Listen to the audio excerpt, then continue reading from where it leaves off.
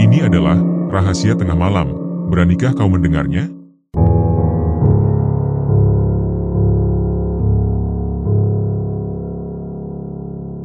Tahun 2015 menjadi latar waktu yang tak mudah dilupakan oleh Bondan.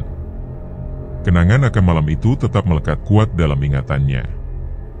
Saat itu, ia bekerja di sebuah perusahaan kecil yang berskala rumahan. Meski demikian, jumlah karyawannya terbilang cukup banyak, mencapai sekitar 20 orang. Perusahaan ini mempekerjakan orang-orang dari berbagai daerah, termasuk Bondan yang berasal dari luar kota. Bondan bukanlah penduduk asli daerah tempatnya bekerja. Ia datang dari Pekalongan dan memutuskan untuk mengadu nasib di Purwokerto. Keputusan ini bermula dari informasi yang disampaikan seorang kerabatnya. Kebetulan, di Purwokerto ia memiliki seorang paman yang kemudian menawarinya sebuah pekerjaan. Ketika ditanya apakah tertarik untuk bekerja di tempat tersebut, Bondan sempat menanyakan jenis pekerjaan yang ditawarkan. Setelah mendapatkan penjelasan, ia pun menyambut tawaran itu dengan keinginan untuk mencoba. Sang paman lalu memintanya segera datang ke Purwokerto agar bisa langsung mulai bekerja. Dengan harapan akan kehidupan yang lebih baik, ia menempuh perjalanan dari Pekalongan menuju Purwokerto. Setibanya di sana, ia dipertemukan dengan pemilik perusahaan yang ternyata memiliki hubungan baik dengan pamannya. Hal itu membuat proses penerimaan kerjanya menjadi lebih mudah. Tak lama berselang, Bondan pun resmi menjadi bagian dari perusahaan tersebut. Hari-hari awalnya di tempat kerja dihabiskan untuk beradaptasi dan mengenal lingkungan sekitar. Di antara banyaknya karyawan, ia hanya merasa cocok dan akrab dengan segelintir orang. Dari semua rekan kerja, 2 orang menjadi teman terdekatnya, yaitu Hanung dan Arya. Hanung dikenal sebagai sosok ceria dan penuh canda, selalu berhasil mencairkan suasana dengan pembawaannya yang santai. Sementara Arya tak kalah menyenangkan untuk diajak berteman. Keduanya menjadi teman yang paling nyambung dengannya, terlebih karena sebagian besar karyawan lainnya terpaut usia cukup jauh, sekitar 10 tahun lebih tua. Meskipun ada beberapa karyawan lain yang seusia, Bondan tidak merasa memiliki kecocokan dengan mereka. Selera yang berbeda membuat hubungan hanya sebatas rekan kerja tanpa kedekatan secara personal. Namun bersama Hanung dan Arya, ia kerap menghabiskan waktu, mulai dari makan siang bersama, merokok saat istirahat, hingga nongkrong selepas jam kerja. Sekitar 2 minggu setelah mulai bekerja, Bondan mulai merasa penasaran dengan rumah kedua temannya itu. Selama ini, mereka hanya saling bercerita mengenai tempat tinggal masing-masing tanpa pernah saling berkunjung. Rasa ingin tahunya mendorong munculnya ide untuk main ke rumah salah satu dari mereka. Ketika disampaikan, usulan itu disambut dengan respons yang santai dari Hanung dan Arya. Mereka mengatakan bahwa jika ingin datang, cukup datang saja. Namun Bondan masih bingung harus memulai dari rumah siapa. Arya kemudian menyarankan agar mereka terlebih dahulu mengunjungi rumah Hanung. Ia menggambarkan rumah Hanung yang terletak di daerah asri, dikelilingi kebun yang luas dengan suasana yang nyaman. Ketertarikan Bondan langsung tumbuh dari deskripsi itu. Ia pun bertanya apakah boleh berkunjung ke sana. Hanung menyambutnya dengan antusias dan bahkan mengajaknya untuk menginap sekalian. Mereka lalu mulai merancang waktu yang tepat, dan karena hari Minggu adalah hari libur, disepakati bahwa mereka akan berangkat pada Sabtu sore setelah pulang kerja. Rencana itu pun disambut hangat oleh Arya yang memastikan akan ikut serta dalam kunjungan tersebut. Setelah semuanya sepakat, Bondan mulai mempersiapkan diri. Ia merasa bahwa akhir pekan tersebut menjadi momen yang tepat untuk bersantai sekaligus mengenal lebih dalam kehidupan temannya. Namun sebelum rencana itu bisa diwujudkan, ada satu hal penting yang harus dilakukan, meminta izin pada pamannya. Sejak awal bekerja di Purwokerto, Bondan belum menerima gaji dan belum memiliki penghasilan sendiri. Ia tinggal menumpang di rumah pamannya hingga benar-benar bisa mandiri secara finansial. Karena itu, setiap kali hendak bepergian, ia merasa perlu memberitahu dan meminta izin. Pagi hari sebelum berangkat kerja, Bondan menyampaikan niatnya kepada sang paman. Ia menjelaskan bahwa ia akan menginap di rumah salah satu teman kerjanya bernama Hanung, yang tinggal di daerah tertentu di Purwokerto. Pamannya tidak mempersoalkan hal tersebut, hanya berpesan agar tetap berhati-hati selama di sana. Mendengar respons itu, Bondan merasa lega dan segera mulai mempersiapkan pakaian serta barang-barang yang diperlukan untuk menginap. Semangatnya begitu tinggi, karena ini akan menjadi pengalaman pertamanya bermalam di rumah seseorang yang bukan keluarganya. Waktu berjalan cepat, dan Sabtu pagi pun tiba. Suasana di tempat kerja hari itu terasa berbeda dari biasanya. Tak seperti hari-hari sebelumnya yang hanya dipenuhi rutinitas pekerjaan, kali ini Bondan merasakan semangat yang lebih, karena sore nanti ia akan memulai perjalanannya ke rumah Hanung bersama Arya. Seharian ia membayangkan suasana rumah temannya itu. Arya dan Hanung pun terlihat telah mempersiapkan diri. Keduanya membawa motor masing-masing, sementara Bondan sendiri belum memiliki kendaraan pribadi. Selama ini ia selalu diantar oleh pamannya ke tempat kerja, karena rute mereka searah. Untuk pulang, kadang ia dijemput, namun tak jarang harus naik angkutan umum atau berjalan kaki hingga ke jalan utama. Menjelang sore, ketika matahari mulai condong ke barat, waktu yang dinanti pun tiba. Sabtu menjadi hari kerja yang lebih singkat dibandingkan hari biasa. Sekitar pukul 3 sore, suasana kantor mulai ramai dengan para karyawan yang bersiap pulang. Bondan tak ketinggalan. Setelah menyelesaikan pekerjaannya, ia segera bergabung dengan Hanung dan Arya untuk berangkat menuju rumah Hanung. Perjalanan dimulai. Hanung menawarkan tumpangan pada Bondan, sementara Arya mengikuti dari belakang dengan motornya sendiri. Di sepanjang perjalanan, Bondan menikmati setiap momen. Sambil duduk di boncengan, ia berusaha menghafalkan jalur yang mereka lewati. Ia memperhatikan setiap tikungan dan tanda-tanda jalan, sebagai panduan jika suatu hari ingin datang sendiri. Setelah beberapa waktu, mereka tiba di kampung tempat tinggal Hanung. Begitu melewati gerbang desa, suasana asri langsung menyapa. Hamparan sawah terbentang luas di sisi jalan, dengan pepohonan rindang berdiri kokoh di kiri dan kanan. Udara terasa lebih sejuk dibandingkan pusat kota, dan ketenangan pedesaan menambah semangat dalam dirinya. Jalan menuju rumah Hanung masih cukup jauh dari pintu masuk desa. Mereka harus menempuh sekitar 2 km lagi sebelum akhirnya memasuki sebuah gang kecil yang hanya cukup dilewati satu mobil. Bila ada 2 kendaraan berpapasan, salah satunya harus menepi. Kian jauh mereka melaju, kian terasa bahwa rumah Hanung berada di lokasi yang cukup terpencil. Namun ketenangan yang menyelimuti sekeliling membuat perjalanan itu terasa menyenangkan. Ketika sampai di ujung gang, rumah yang dituju pun tampak berdiri.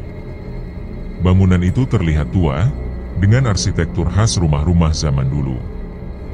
Bondan segera menyadari bahwa model seperti itu masih banyak ditemukan di kampung halamannya. Meski tampak telah berusia, rumah tersebut berdiri kokoh. Kemungkinan besar bangunan itu dibangun sekitar tahun 1960-an.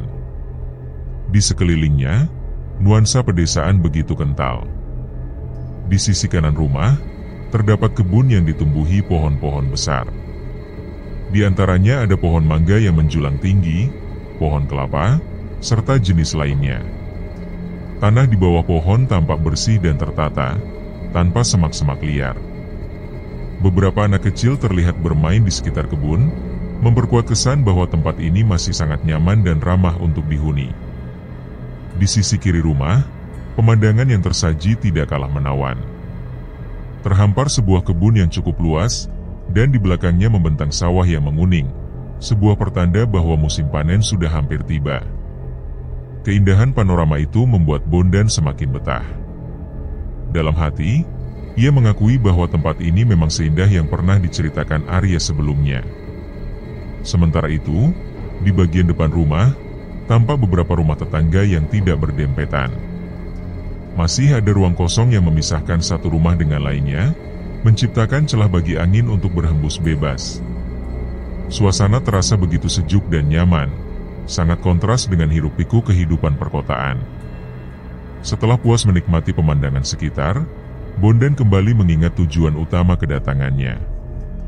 Mereka telah tiba di rumah Hanung, dan kini saatnya memperkenalkan diri kepada keluarga sahabatnya itu. Hanung lebih dulu turun dari motor dan masuk ke dalam rumah. Sementara itu, Bondan dan Arya menunggu di luar, sembari mengamati suasana sekitar. Tak lama kemudian, Hanung keluar dari rumah, diiringi oleh kedua orang tuanya. Bondan dan Arya menyambut mereka dengan sopan, menundukkan badan sebagai bentuk penghormatan sebelum menjabat tangan. Bondan memperkenalkan diri sebagai rekan kerja Hanung, dan Hanung menjelaskan bahwa ia datang bersama Arya untuk bermalam. Sambutan hangat langsung mereka rasakan. Orang tua Hanung menerima kehadiran mereka dengan ramah dan mempersilakan masuk ke dalam rumah. Begitu memasuki bangunan, nuansa khas pedesaan segera menyapa. Rumah tua berarsitektur klasik itu masih berdiri dengan kokoh, meskipun beberapa sudutnya mulai menunjukkan jejak usia. Hanung kemudian menunjukkan kamar yang akan mereka gunakan untuk bermalam. Letaknya berada di bagian depan rumah, di sisi kanan dari pintu masuk. Lokasinya yang bersebelahan langsung dengan kebun menjadikan udara di dalam kamar terasa lebih segar. Ukuran ruangan tergolong sedang, tidak terlalu luas, namun cukup nyaman. Sebuah ranjang kayu ditempatkan di tengah ruangan, cukup untuk satu orang namun masih memungkinkan digunakan oleh dua orang jika diperlukan. Di atas ranjang terdapat jendela yang menghadap ke kebun. Saat itu, jendela masih terbuka lebar, memperlihatkan pemandangan luar, di mana anak-anak terlihat asyik bermain di bawah rindangnya pepohonan.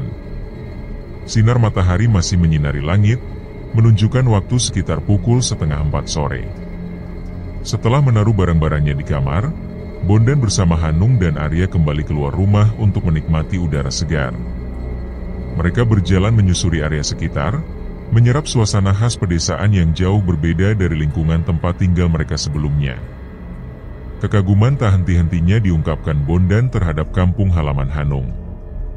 Udara segar dan lanskap alami membuatnya merasa tempat ini sangat nyaman untuk dihuni. Hanung hanya tersenyum mendengar pujian tersebut, lalu memberi penjelasan bahwa suasana kampung memang terasa menyenangkan pada sore hari.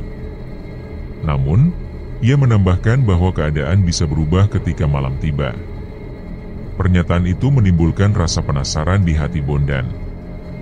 Ia menanyakan alasannya, dan Hanung pun menjelaskan bahwa saat malam datang, ketenangan yang ada justru bisa terasa menyeramkan.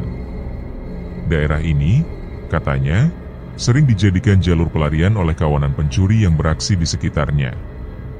Penjelasan itu hanya disambut dengan anggukan dari Bondan. Bagi dirinya, hal seperti itu tidak cukup untuk membuat khawatir. Ia tetap menikmati sore hari di desa itu dengan perasaan ringan dan penuh rasa syukur. Menjelang malam, mereka kembali ke dalam rumah untuk membersihkan diri. Usai mandi dan merapikan diri, ketiganya bersiap menyambut malam dengan suasana hati yang tenang. Ketika langit mulai gelap, Bondan duduk di teras bersama Arya dan Hanung. Mereka menikmati kesejukan malam yang menyelimuti desa. Tidak ada kebisingan kendaraan seperti di tempat tinggal Bondan sebelumnya. Yang terdengar hanyalah suara dedaunan yang bergetar ditiup angin serta bunyi batang bambu yang saling bergesekan. Dari tempat duduk mereka, pohon mangga dan kelapa di samping rumah tampak bergoyang pelan diterpa angin malam. Di langit, bulan yang belum sepenuhnya purnama mulai menampakkan diri, memancarkan cahaya samar yang cukup menerangi pekarangan.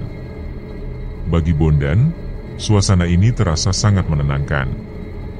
Sementara Arya dan Hanung mulai larut dalam percakapan ringan, Bondan lebih banyak tenggelam dalam keheningan malam. Ia membiarkan pikirannya mengembara, meresapi ketenangan yang jarang ia rasakan di hari-hari biasa. Namun di tengah perbincangan mereka, Hanung tiba-tiba mengingatkan agar tidak terlalu lama berada di luar rumah. Bondan sempat heran mendengar peringatan itu. Ia berpikir bahwa tidak ada salahnya duduk di teras hingga malam larut, apalagi suasananya begitu nyaman. Awalnya Hanung tampak ragu untuk menjelaskan.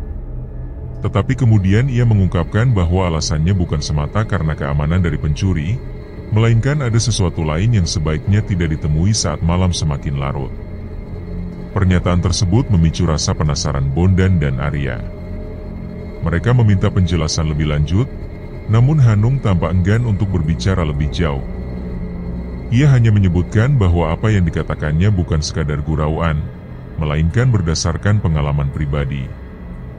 Tatapan matanya beberapa kali terarah ke kebun di sisi rumah, tepat ke arah pohon mangga dan kelapa, dan pandangannya terlihat penuh kewaspadaan. Melihat perubahan sikap sahabatnya, Bondan semakin ingin tahu. Ia bertanya apakah ada sesuatu di kebun itu yang patut ditakuti. Namun jawaban Hanung tetap singkat. Ia hanya menyarankan agar mereka masuk ke dalam rumah sebelum pukul 10 malam dengan alasan udara yang semakin dingin. Bagi Bondan, alasan itu terasa tidak masuk akal. Udara malam bukanlah sesuatu yang cukup untuk membuat orang harus buru-buru masuk ke rumah. Meski demikian, ia memilih tidak memaksa. Jika memang ada sesuatu yang tak ingin diungkapkan, maka ia hanya bisa menunggu dan melihat apakah akan terjadi sesuatu malam itu. Ketika jam menunjukkan pukul 9 malam, suasana mulai berubah. Udara yang tadinya terasa sejuk perlahan menjadi lebih dingin, dan keheningan semakin mendalam. Mereka masih duduk di teras, menikmati sisa malam, saat tiba-tiba terdengar suara keras dari arah kebun. Sebuah benda jatuh, menimbulkan suara yang cukup mengejutkan. Spontan Bondan terlonjak kaget. Tubuhnya menegang, dan refleks ia membisikkan doa dalam hati. Pandangannya langsung tertuju ke sumber suara, mencoba menembus bayangan gelap yang tercipta di bawah sinar bulan.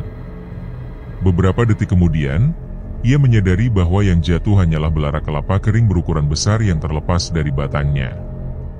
Ia menarik napas lega, cahaya bulan yang menerobos celah dedaunan membuat penglihatannya cukup jelas. Namun kegelisahan tampak jelas pada wajah Hanung, yang segera mengajak mereka masuk.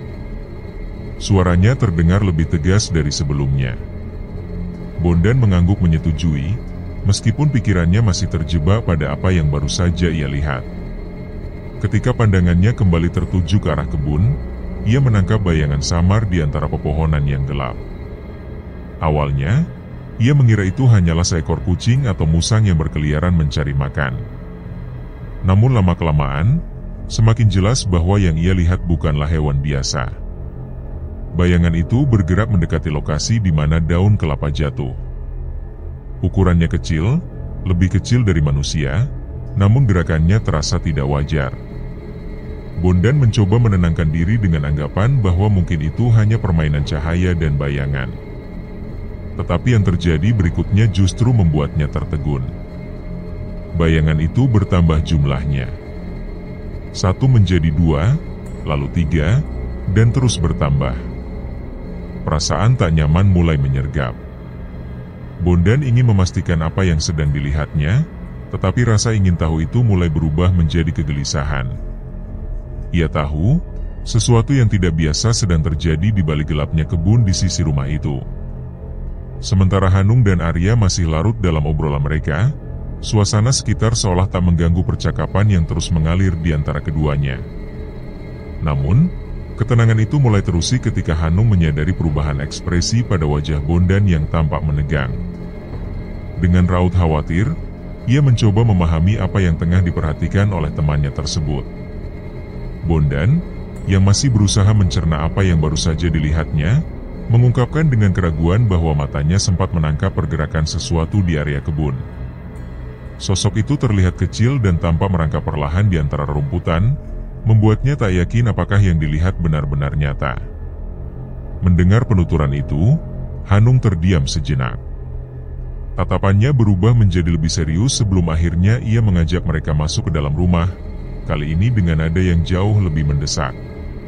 Arya, yang sebelumnya belum sepenuhnya memahami situasi, mulai menyadari bahwa ada sesuatu yang tidak biasa sedang terjadi. Tanpa banyak bertanya, mereka pun segera merapikan sisa minuman, melipat tikar, dan membawa semuanya ke dalam rumah. Setelah berada di dalam, mereka langsung menuju kamar Hanung yang berada di bagian depan rumah. Hanung menutup dan mengunci pintu dengan cepat, lalu memastikan semua jendela telah tertutup rapat. Bondan, yang sejak awal merasa ada hal ganjil, Akhirnya tidak bisa lagi menahan rasa penasarannya. Ia kembali bertanya mengenai apa yang sebenarnya sedang terjadi. Namun, Hanung hanya memberikan jawaban singkat. Ia berusaha menenangkan mereka dengan menyebut bahwa tak ada yang perlu dikhawatirkan, seolah ingin mengalihkan perhatian dan menyarankan agar mereka segera beristirahat. Jawaban yang terdengar terlalu sederhana itu jelas tak memuaskan Bondan, meskipun ia memilih untuk tidak mendesak lebih jauh. Beberapa saat setelah mereka berada di kamar, ketiganya mulai merasakan keanehan. Meskipun udara di luar rumah terasa dingin, suasana di dalam kamar justru pengap dan gerah. Bondan merasakan ketidaknyamanan yang kian meningkat, membuatnya tak bisa diam begitu saja. Ia mengungkapkan perasaannya kepada Hanung, menyebut bahwa suhu kamar terasa sangat berbeda dari seharusnya. Hanung merespons dengan mengatakan bahwa kamar yang tertutup rapat memang cenderung terasa panas. Ia menambahkan bahwa jika jendela dibuka, nyamuk akan masuk dan mengganggu kenyamanan tidur mereka. Meskipun demikian, Bondan tetap merasa bahwa ada sesuatu yang janggal. Gerah yang ia rasakan bukan sekadar karena ventilasi buruk, tetapi seperti ada sesuatu yang menekan dan membuat udara di dalam ruangan seolah tak bergerak sama sekali. Bondan sempat mengusulkan untuk sedikit membuka jendela agar angin malam bisa masuk, namun belum sempat ia bergerak, Hanung langsung melarangnya. Larangan itu diucapkan dengan nada serius, tanpa memberikan alasan yang jelas. Bondan, yang masih ingin berdebat, akhirnya memilih untuk menahan diri. Ia menyadari posisinya sebagai tamu, dan mencoba memahami bahwa mungkin Hanung punya pertimbangan tertentu yang belum ingin ia jelaskan. Perlahan, Bondan berusaha menyesuaikan diri dengan kondisi kamar. Meskipun rasa gerah itu masih membekas, tubuhnya mulai beradaptasi, dan ketidaknyamanan tersebut sedikit demi sedikit mereda. Namun, tetap saja ada kegelisahan yang tak bisa ia hilangkan. Dalam hati, ia merasa kecewa. Kedatangannya ke rumah Hanung seharusnya menjadi kesempatan untuk menikmati udara segar pedesaan, menjauh sejenak dari bisingnya kota.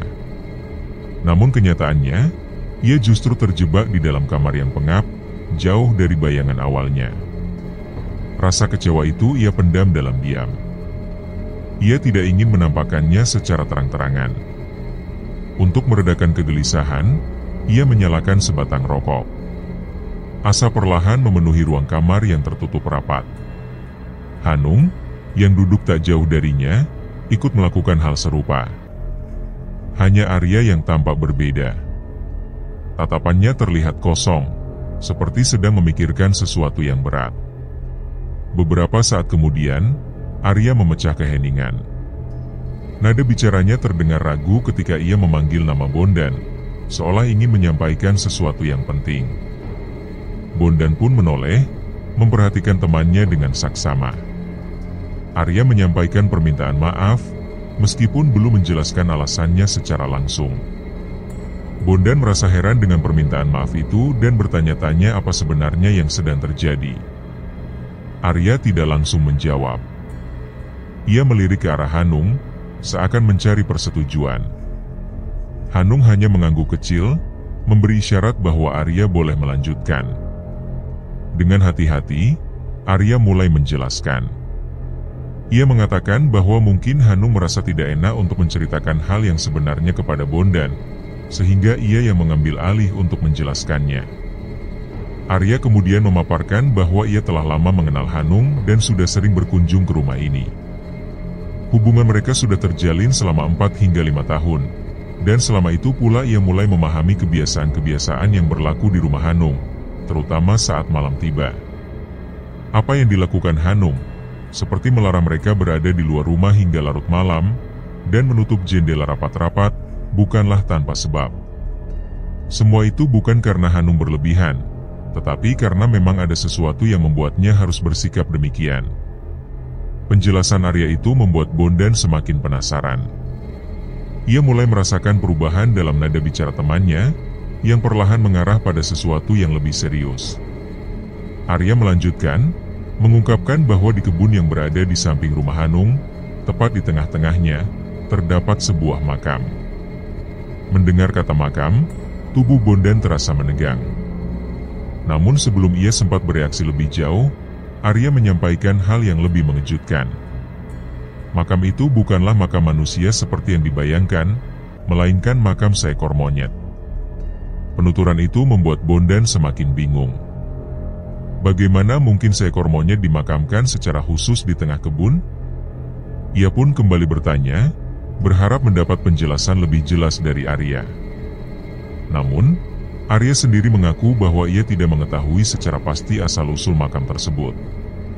Ia hanya mendengar cerita dari warga sekitar yang menyebut bahwa makam itu telah ada sejak lama, bahkan sebelum generasi mereka lahir. Tidak ada yang benar-benar tahu kapan makam itu dibuat atau siapa yang pertama kali memutuskan untuk membangunnya. Akhirnya, Arya menyerahkan kelanjutan cerita kepada Hanung, yang dianggap lebih memahami latar belakang keberadaan makam tersebut. Hanung, yang selama ini lebih banyak diam, perlahan mengambil alih. Dengan suara hati-hati, ia menjelaskan bahwa makam itu bukan makam biasa. Meskipun disebut sebagai makam monyet, bentuk dan ukurannya tidak bisa dianggap remeh. Makam itu memiliki ukuran yang sama seperti makam manusia pada umumnya, lengkap dengan nisan dan struktur memanjang yang membuat banyak orang bertanya-tanya. Kecurigaan pun muncul, apakah makam itu benar-benar untuk seekor monyet, atau ada sesuatu yang lebih besar tersembunyi di balik cerita tersebut? Hanung kemudian melanjutkan kisahnya. Di masa lalu, desa ini tidak pernah menjadi tempat tinggal bagi monyet, tidak seperti daerah lain yang dihuni oleh kawanan monyet liar. Desa tersebut benar-benar bersih dari keberadaan hewan itu. Namun, suatu ketika, warga dikejutkan oleh kemunculan seekor monyet berukuran besar yang tiba-tiba terlihat di atas salah satu pohon di kebun. Pada awalnya, banyak yang menduga bahwa hewan itu hanyalah pengembara yang singgah sejenak dan akan segera pergi. Namun hari-hari berlalu, dan monyet tersebut tetap tinggal. Beberapa warga sempat mencoba menangkapnya, tetapi hewan itu selalu berhasil meloloskan diri. Kelihayan dan kecerdasannya membuat banyak orang tercengang, seolah-olah ia mampu memahami setiap gerakan manusia yang berusaha menciduknya. Seiring waktu, penduduk mulai terbiasa dengan kehadirannya. Mereka tak lagi menganggapnya sebagai gangguan dan membiarkannya hidup bebas di kebun itu. Hewan tersebut pun tampak nyaman dan seperti telah menjadi bagian dari kehidupan desa. Namun, ketenangan itu tidak berlangsung lama. Setelah beberapa tahun, sesuatu yang tak biasa pun terjadi. Monyet itu tiba-tiba menghilang tanpa jejak. Tak satupun warga yang mengetahui kemana ia pergi. Sosok yang sebelumnya selalu terlihat bertengger di pohon, kini lenyap begitu saja. Rasa penasaran mulai merayapi warga. Ada yang beranggapan bahwa hewan itu pergi mencari tempat baru, namun tidak sedikit pula yang merasa ada keanehan dalam kepergiannya. Hingga pada suatu hari, seorang warga melihat sesuatu yang mengejutkan. Di atas salah satu pohon kelapa di kebun, sosok besar yang familiar kembali terlihat. Kabar tersebut menyebar cepat ke seluruh penjuru desa. Orang-orang berbondong-bondong datang ke kebun untuk menyaksikan kebenarannya. Begitu mereka tiba, pandangan langsung tertuju pada puncak pohon kelapa. Di sana berdiri seekor monyet dengan tubuh yang tidak wajar. Ukurannya jauh dari normal, sebanding dengan manusia dewasa, bahkan tampak lebih besar dan gemuk. Banyak yang mulai meragukan apakah itu benar-benar seekor monyet atau makhluk lain yang menyerupainya. Namun, satu hal yang meyakinkan mereka bahwa itu adalah monyet adalah ekornya yang panjang dan menjuntai, berbeda dengan kera besar seperti orangutan, gorila, atau simpanse yang tidak memiliki ekor seperti itu. Meskipun begitu, ukurannya yang ganjil membuat warga diliputi keraguan dan ketakutan. Tak seorang pun tahu dari mana asal makhluk itu dan mengapa ia kembali setelah sekian lama menghilang. Ketegangan mulai menyelimuti desa. Rasa resah menjalar dari mulut ke mulut, hingga akhirnya muncul gagasan untuk menyingkirkan makhluk itu. Seseorang mengusulkan untuk menebang pohon kelapa tempat monyet tersebut bertengger. Harapannya, makhluk itu akan turun dengan sendirinya. Mereka pun segera mengambil alat-alat seperti kapak dan gergaji, lalu mulai menebang pohon tersebut. Namun yang terjadi justru membuat bulu kuduk meremang. Saat batang pohon mulai retak dan bergoyang, makhluk itu tetap tidak bergerak. Tidak seperti monyet lainnya yang akan segera melompat ke pohon lain atau kabur ketika merasa terancam, ia justru tetap diam, tak menunjukkan ekspresi apapun. Ketika akhirnya pohon itu tumbang, tubuh besar itu jatuh menghantam tanah dengan keras. Beberapa warga mundur, bersiap jika makhluk itu menyerang atau mencoba kabur. Namun yang mereka saksikan lebih mengerikan dari apapun yang mereka bayangkan. Monyet itu tetap tak bergerak, seolah tak bernyawa. Tapi ketika beberapa orang mendekat untuk memastikan kondisinya, sosok itu tiba-tiba bangkit dan menyerang. Kepanikan melanda. Suasana berubah kacau. Warga yang awalnya hanya berniat mengusir, kini berubah menjadi marah. Mereka menyerang makhluk itu dengan kayu, batu, dan alat-alat yang mereka bawa. Monyet itu melawan dengan liar, mencakar dan menggigit siapapun yang mendekat. Namun, jumlah warga yang begitu banyak membuatnya tak berdaya. Pertarungan berlangsung sengit, hingga akhirnya makhluk besar itu tewas, tergeletak di tengah kebun dalam keadaan mengenaskan. Tak ada yang tahu apa yang harus dilakukan setelah kejadian itu. Sebagian warga merasa lega karena ancaman telah berakhir, namun sebagian lainnya merasa ada sesuatu yang keliru dalam tindakan mereka. Pada akhirnya, mereka sepakat untuk mengubur makhluk tersebut di kebun, tepat di lokasi di mana ia tewas. Mereka menggali sebuah lubang besar, lalu menguburnya di sana. Sejak saat itu, makam itu berdiri sebagai satu-satunya bukti dari peristiwa ganjil yang pernah terjadi di desa. Bondan yang mendengar cerita tersebut hanya bisa terdiam. Ia berusaha membayangkan rupa makhluk itu, betapa besarnya tubuhnya, serta bagaimana situasi mencekam saat warga mencoba menaklukkannya. Namun meski kisah itu terdengar mengerikan, ada satu hal yang masih belum ia pahami sepenuhnya. Pertanyaan pun muncul dalam benaknya. Jika semua ini hanyalah tentang seekor monyet yang sudah lama mati, lalu apa hubungannya dengan larangan untuk berada di luar rumah saat malam hari? Hanung tampak menarik napas pelan sebelum memberikan penjelasan. Menurut kepercayaan yang diyakini oleh warga desa, makhluk itu masih ada, bukan dalam bentuk fisik, melainkan dalam wujud lain. Sosok gaib itu dipercaya masih berkeliaran di sekitar kebun, menjaga makamnya sendiri. Bondan mulai merasa ada sesuatu yang tidak beres. Ia teringat pada kejadian malam sebelumnya, suara benda yang jatuh di kebun, bayangan kecil yang ia kira hanyalah kucing atau hewan liar. Namun Hanung dengan tegas membantah.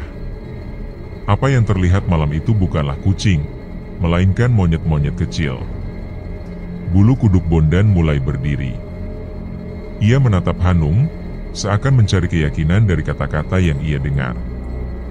Hanung pun melanjutkan ceritanya dengan nada lebih serius.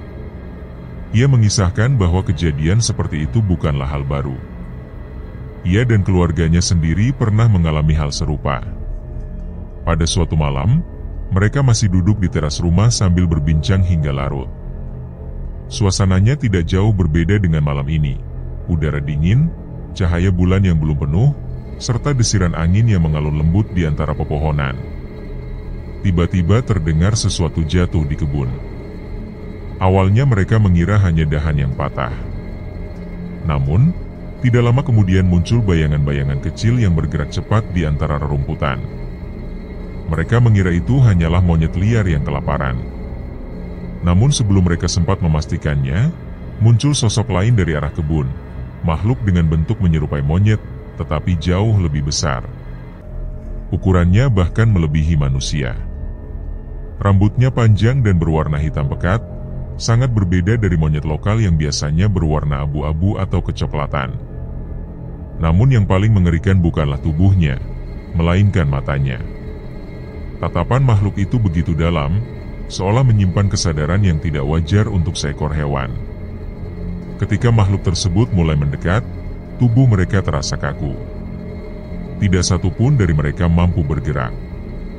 Ketakutan menyelimuti seluruh tubuh, hingga akhirnya mereka berlari masuk ke dalam rumah. Hanung lalu melanjutkan ceritanya dengan lebih tenang namun serius. Setelah kejadian mengerikan itu, selama berbulan-bulan keluarganya tak pernah lagi keluar rumah saat malam menjelang. Rasa takut masih membekas kuat dalam benak mereka. Ketika akhirnya mereka mencoba menjalani kehidupan seperti biasa, keanehan tetap saja terjadi. Jalanan di sekitar rumah selalu sepi saat malam tiba. Warga yang mengenal kisah itu enggan melintas di dekat kebun selepas senja. Mereka percaya bahwa siapapun yang melanggar larangan itu akan diikuti oleh sosok gaib monyet besar tersebut. Tidak sedikit yang mengaku pernah merasakan kehadiran makhluk itu. Mereka merasa ada sesuatu yang mengawasi, membuntuti dari belakang ketika berjalan sendirian di sekitar kebun. Bayangan gelap yang bergerak dalam diam, selalu menjaga jarak namun tidak pernah menghilang. Dan ketika Hanung mengisahkan semua itu, suasana kamar yang mereka tempati seketika terasa semakin mencekam. Bondan dan Arya mendengarkan setiap bagian cerita dengan saksama. Namun sebelum mereka sempat mencerna kisah itu lebih dalam, sebuah kejadian mengejutkan terjadi begitu saja. Dari arah jendela, terdengar suara keras menghentak, seakan ada seseorang atau sesuatu yang dengan penuh amarah menggebrak kaca dan pintu kamar mereka. Dentuman itu terus berulang, keras dan mengguncang suasana. Semua orang yang berada dalam kamar itu spontan terlonjak dari tempat duduk masing-masing. Ketegangan menyelimuti udara, kepanikan mulai menguasai. Bondan, dalam refleks yang tak terkendali, melafalkan doa, berusaha memahami apa yang sebenarnya tengah berlangsung. Tatapannya segera beralih pada Hanung, berharap mendapatkan penjelasan yang bisa menenangkan. Namun yang tampak hanyalah raut wajah pucat, seolah Hanung sudah mengetahui bahwa malam itu akan membawa sesuatu yang mengerikan. Alih-alih menjelaskan, Hanung hanya menarik napas dalam dan menggumamkan permohonan maaf kepada sosok yang tak kasat mata. Ia menundukkan kepala, tidak menunjukkan keinginan untuk melihat keluar jendela atau memeriksa keadaan di balik pintu. Ia hanya berdiri diam, seperti seseorang yang sadar bahwa segala bentuk perlawanan hanyalah sia-sia belaka. Bondan semakin diliputi kebingungan. Rasa ingin tahu menyelimutinya, terutama tentang kepada siapa sebenarnya permintaan maaf itu ditujukan. Namun, belum sempat jawaban terungkap, suara gebrakan itu kembali terdengar, kali ini jauh lebih keras, menghentak hingga menusuk ke relung hati.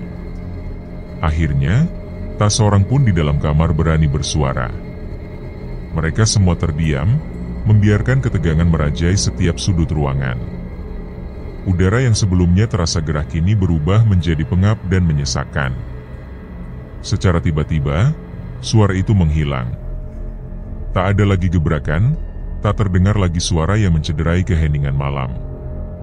Keadaan perlahan kembali tenang, seolah tidak pernah terjadi apa-apa sebelumnya. Untuk mengusir bayang-bayang ketakutan yang masih menggantung, Hanung dan Arya kembali menggiring obrolan ke arah lain. Mereka bertiga terus berbincang hingga waktu menunjukkan pukul 12:30 dini hari. Satu persatu mulai terlelap dalam kantuk, meninggalkan Bondan yang masih terjaga dalam diam. Ia mencoba memejamkan mata, namun pikirannya terus dipenuhi bayangan tentang kejadian barusan. Rasa penasaran menghantuinya, menggoda akal sehatnya. Ia ingin mengetahui apa sebenarnya yang terjadi di luar jendela malam itu. Akhirnya, tanpa banyak pertimbangan, ia memutuskan untuk membuka jendela. Kamar yang tertutup rapat terasa semakin sesak, dan ia berharap udara segar bisa mengurangi ketegangan. Di benaknya, semuanya akan baik-baik saja, terlebih karena masih ada Hanung dan Arya di kamar itu. Rasa takut seharusnya tidak punya alasan untuk bertahan. Namun, begitu jendela terbuka, napasnya langsung tercekat. Tepat di hadapannya berdiri sesosok makhluk besar menyerupai monyet. Posturnya tegap dan jauh lebih besar dari manusia. Bulu hitam pekat menutupi sekujur tubuhnya, menjadikan wajahnya nyaris tak terlihat dalam kegelapan malam. Meski pandangan terhalang, Bondan tahu bahwa makhluk itu sedang menatapnya lekat-lekat. Tangannya mulai gemetar. Ia ingin menutup jendela, namun rasa takut menahan tubuhnya untuk bergerak. Tubuhnya terasa membeku, seolah tertarik ke dalam pusaran ketakutan yang tak mampu dijelaskan oleh logika. Kekacauan kembali meledak saat suara gaduh kembali terdengar. Hanung yang terbangun dari tidurnya segera memahami apa yang tengah terjadi. Dengan panik, ia menghampiri jendela dan menutupnya dengan keras. Bondan terhuyung, tubuhnya lemas dan nafasnya tersengal. Keringat dingin membasahi dahinya. Ia mengakui kesalahannya, bahwa membuka jendela adalah keputusan yang fatal. Hanung tampak masih kesal, meski memilih untuk tidak berkata apa-apa lagi. Kegaduhan itu akhirnya membangunkan seluruh penghuni rumah. Kedua orang tua Hanung datang ke kamar dengan wajah penuh kekhawatiran. Mereka segera berusaha menenangkan suasana yang mencekam. Ayah Hanung menepuk bahu Bondan, mencoba menanamkan ketenangan dan keyakinan bahwa semua sudah berlalu. Disampaikannya bahwa kejadian seperti ini bukanlah hal asing. Sebagai tamu, wajar jika Bondan merasa penasaran, namun ia juga mempertanyakan apakah kini Bondan percaya pada cerita yang sebelumnya dianggap hanya dongeng. Dengan tubuh yang masih gemetar, Bondan mengangguk lemah. Malam itu telah memberinya jawaban nyata. Malam pun perlahan berlalu setelah keadaan benar-benar tenang. Semua kembali ke tempat tidur masing-masing, meski tidur yang diperoleh tidak benar-benar memberikan ketenangan. Pagi datang tanpa ampun, namun rasa penasaran Bondan belum sepenuhnya pudar. Meski malam tadi penuh dengan teror, ia tetap ingin melihat langsung makam yang diceritakan oleh Hanung. Maka pagi itu, Hanung dan Arya mengajaknya menuju kebun tempat makam berada. Begitu tiba di lokasi, Bondan tertegun. Makam itu benar-benar ada. Ukurannya serupa dengan makam manusia, lengkap dengan nisan yang berdiri di salah satu ujungnya. Namun, ada sesuatu yang aneh. Di atas makam itu tergeletak sebuah batang kelapa, seolah baru saja jatuh dari atas. Ia mengamati sekeliling dan menyadari bahwa batang kelapa itu tidak lagi berada di tempat semula. Ingatannya langsung kembali pada malam sebelumnya, saat suara benturan terdengar di kebun. Meskipun tidak bisa memastikannya, hatinya bersikeras bahwa semua itu bukanlah kebetulan. Dengan perasaan yang masih campur aduk, Bondan akhirnya mengakui bahwa segala hal yang diceritakan oleh Hanung adalah kenyataan. Ia tidak pernah membayangkan bahwa kunjungannya ke rumah temannya akan menjadi pengalaman paling menyeramkan dan membekas seumur hidup. Siang itu, setelah puas mengamati makam dan mengobrol dengan Hanung serta Arya, Bondan pun berpamitan untuk kembali ke rumah pamannya.